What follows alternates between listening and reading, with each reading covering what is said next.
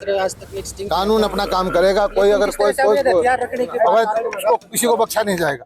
आपने कांग्रेस पार्टी पे जिस तरह से लगाए हैं कि कोई वहाँ पे कांग्रेस ही नहीं, हमारे आजादी के बाद एक तरह से देश को गुलाम बना दिया गया। कुछ घरानों ने, कुछ परिवारों ने कब्जा कर लिया। उन्हीं के परिवार के सदस्य एक पीढ़ी, दो पीढ़ी, तीन पीढ़ी, चार पीढ़ी वही बढ़ते आए। गरीब आदमी को ये भरोसा ही नहीं रहा है कि उसको भी कभी मान सम्मान मिलेगा, उसको भी राजनीतिक महत्वाकांक्षा हो सकती है, वो भी देश सेवा के लिए सोच सकता है। उनके लिए कोई जगह नहीं थी। अकेली पार्टी भारतीय जनता पार्टी ऐसी है कि जिसमें सब गरीब लोग आके, नीचे के कार्यकर्ता आके उच्च से उच्च पद पर पहुंच जाते हैं। और ये कांग्रेस आजकल ढकोसला करती है, कभी यात्रा करती है, कभी विदेशी अखबारों में छपाते हैं, कभी कुछ दाढ़ी बढ़ाते हैं, कभी कभी टी शर्ट पहनते हैं। इससे कोई फर्क नहीं पड़ने वाला। मुझे तो दुख इस बात का है क्योंकि मैं सैनिक का बेटा हूँ और वहाँ पर पत्थर मारे जाते थे हमारे सैनिकों पर। राहुल गांधी जी 3 महीने यात्रा करके और वहां जाकर ये कहता है कि मेरी सरकार आएगी तो कश्मीर में पुरानी व्यवस्था लागू करूंगा। पुरानी व्यवस्था का मतलब है कि धारा 370 को दोबारा लागू करूंगा। क्या मानसिकता दर्शाते हैं? हिंदुस्तान की जन भावना को नहीं समझते। उनको कौन स्वीकार करेगा?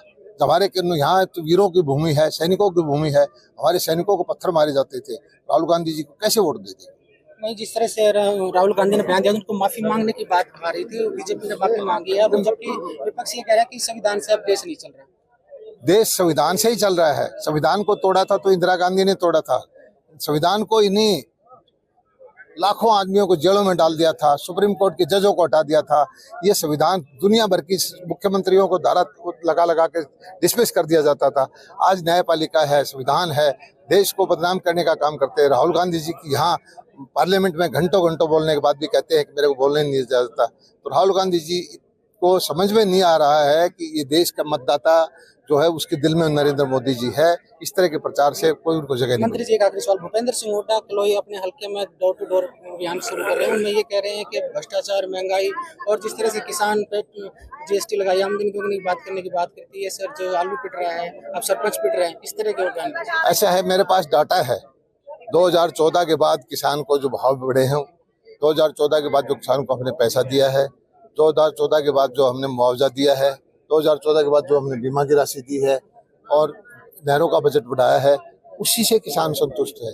उनको जरूर है, भूपेंद्र सिंह हुड्डा हो या कोई और नेता हो, वो इस तरह के करके राजनीतिक कुर्सी हासिल करना चाहते हैं। मैं समझता हूँ इस तरह से उनको कुर्सी नहीं मिलने वाली। वही गौ रक्षा दल की जिस तरह आज तक एक्सटिंक्ट कानून अपना काम करेगा। कोई अगर कोई हथियार रखने के बाद उसको किसी को बख्शा नहीं जाएगा।